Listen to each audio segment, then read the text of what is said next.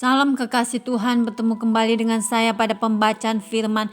Semoga Bapak Ibu sehat selalu dalam lindungan Tuhan. Sebelum membaca firman, kita berdoa terlebih dahulu. Tuhanlah penjagamu yang tidak pernah terlelap dan tertidur. Urapi kami Allah Roh Kudus dengan seluruh pendengar yang mendengarkan firman. Terangi hati dan pikiran kami saat membaca firman ini. Kami mulai pembacaan firman hanya di dalam nama Tuhan Yesus yang maha dahsyat, maha suci, maha ajaib. Haleluya. Amin. Lukas 4. Pencobaan di padang gurun. Yesus yang penuh dengan Roh Kudus kembali dari sungai Yordan, lalu dibawa oleh Roh Kudus ke padang gurun. Di situ ia tinggal 40 hari lamanya dan dicobai iblis. Selama di situ ia tidak makan apa-apa, dan sesudah waktu itu ia lapar. Lalu berkatalah iblis kepadanya, "Jika engkau anak Allah, suruhlah batu ini menjadi roti." Jawab Yesus kepadanya, "Ada tertulis, manusia hidup bukan dari roti saja." Kemudian ia membawa Yesus ke suatu tempat yang tinggi, dan dalam sekejap mata ia memperlihatkan kepadanya semua kerajaan dunia.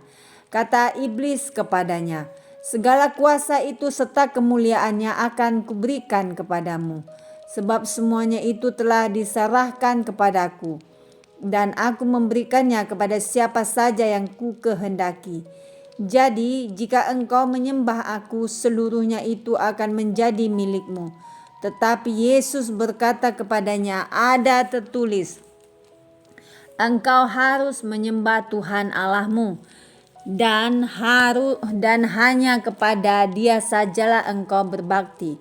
Kemudian ia membawa Yesus ke Yerusalem dan menempatkan Dia di bubungan bait Allah. Lalu berkata kepadanya, "Jika engkau anak Allah, jatuhkanlah dirimu dari sini ke bawah.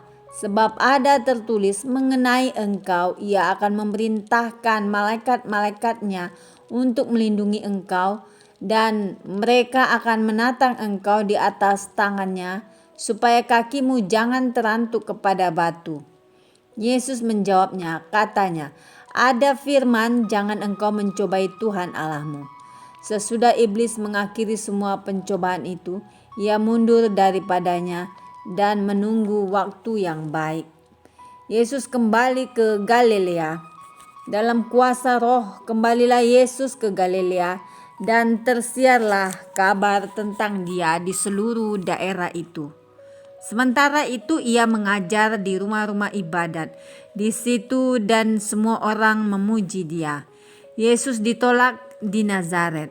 Ia datang ke Nazaret, tempat ia dibesarkan, dan menurut kebiasaannya pada hari Sabat ia masuk ke rumah ibadat, lalu berdiri hendak membaca dari Alkitab. Kepadanya diberikan kitab Nabi Yesaya, dan setelah dibukanya ia menemukan nas di mana ada tertulis, "Roh Tuhan ada padaku, oleh sebab ia telah mengurapi aku untuk menyampaikan kabar baik kepada orang-orang miskin, dan ia telah mengutus aku untuk memberitakan pembebasan kepada orang-orang tawanan, dan penglihatan bagi orang-orang buta, untuk membebaskan orang-orang yang tertindas, untuk memberitakan tahun rahmat-Nya Tuhan telah datang." Kemudian ia menutup kitab itu, memberikannya kembali kepada pejabat, lalu duduk, dan mata semua orang dalam rumah ibadat itu tertuju kepadanya. Lalu ia memulai mengajar mereka, katanya, "Pada hari ini genaplah nas ini sewaktu kamu mendengarnya."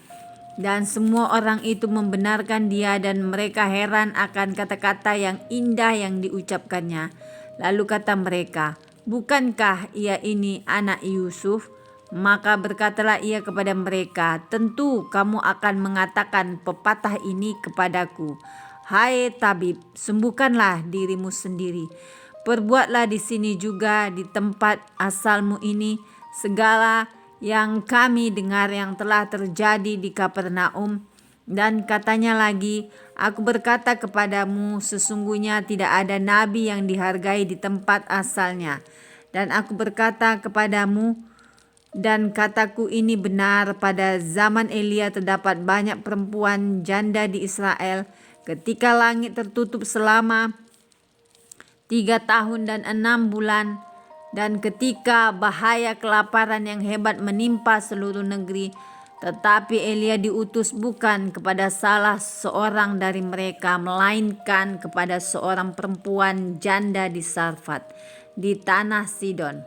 Dan pada zaman Nabi Elisa banyak orang kusta di Israel, dan tidak ada seorang pun dari mereka yang ditahirkan selain daripada Naaman orang Syria itu. Mendengar itu sangat marahlah semua orang yang di rumah ibadat itu.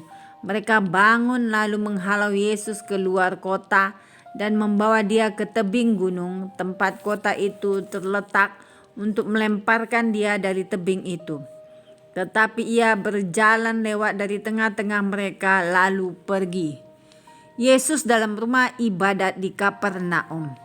Kemudian Yesus pergi ke Kapernaum, sebuah kota di Galilea, lalu mengajar di situ pada hari-hari Sabat. Mereka takjub mendengar pengajarannya, sebab perkataannya penuh kuasa. Di dalam rumah ibadat itu ada seorang yang kerasukan setan, dan ia berteriak dengan suara keras, "Hai engkau, Yesus orang Nazaret, apa urusanmu dengan kami? Engkau datang hendak membinasakan kami? Aku tahu siapa engkau, yang kudus dari Allah." Tetapi Yesus menghardiknya, katanya, "Diam, keluarlah daripadanya." Dan setan itu pun menghempaskan orang itu ke tengah-tengah orang banyak, lalu keluar daripadanya dan sama sekali tidak menyakitinya. Dan semua orang takjub, lalu berkata seorang kepada yang lain, katanya, "Alangkah hebatnya perkataan ini, sebab dengan penuh wibawa dan kuasa ia memberi perintah kepada roh-roh jahat, dan mereka pun keluar." Dan tersebarlah berita tentang dia ke mana-mana di daerah itu. Yesus menyembuhkan ibu mertua Simon Petrus dan orang-orang lain. Kemudian ia meninggalkan rumah ibadat itu dan pergi ke rumah Simon. Adapun ibu mertua Simon demam keras, dan mereka meminta kepada Yesus supaya menolong dia. Maka ia berdiri di situ, perempuan itu lalu menghardik demam itu, dan penyakit itu pun meninggalkan dia. Perempuan itu segera bangun dan melayani mereka. Ketika matahari terbenam, semua orang membawa kepadanya orang-orang sakitnya yang menderita bermacam-macam penyakit. Ia pun meletakkan tangannya atas mereka masing-masing dan menyembuhkan mereka. Dari banyak orang keluar juga setan-setan sambil berteriak, "Engkau adalah anak Allah." Lalu ia dengan keras melarang mereka dan tidak memperbolehkan mereka berbicara, karena mereka tahu bahwa ia adalah Mesias. Yesus mengajar di kota-kota lain. Ketika hari siang, Yesus berangkat dan pergi ke suatu tempat yang sunyi. Tetapi orang banyak mencari dia, lalu menemukannya dan berusaha menahan dia supaya jangan meninggalkan mereka. Tetapi ia berkata kepada mereka, "Juga di kota-kota lain aku harus memberitakan Injil Kerajaan Allah, sebab untuk itulah aku diutus." Dan ia memberitakan Injil dalam rumah ibadat di Yudea. Amin. Terima kasih ya Bapak yang maha baik, maha dahsyat. Kami sudah memperdengarkan dan mendengarkan firman hari ini. Berkati para pendengar channel YouTube ini, berikan kesehatan, rezeki, kekuatan iman yang baru dalam menjalani kehidupan hari ini. Kuasa darah Yesus membungkus kami untuk terus maju, membaca, merenungkan, serta melakukan firman-Mu. Terima kasih Tuhan. Allah yang kami puja, kami sanjung, kami cinta selamanya hanya Yesus kekasih jiwa kami. Pertolongan kami adalah dari Tuhan yang menjadikan langit dan bumi sebagai penolong dalam kesesakan sangat terbukti. Haleluya, Immanuel, El Shaddai. Amin.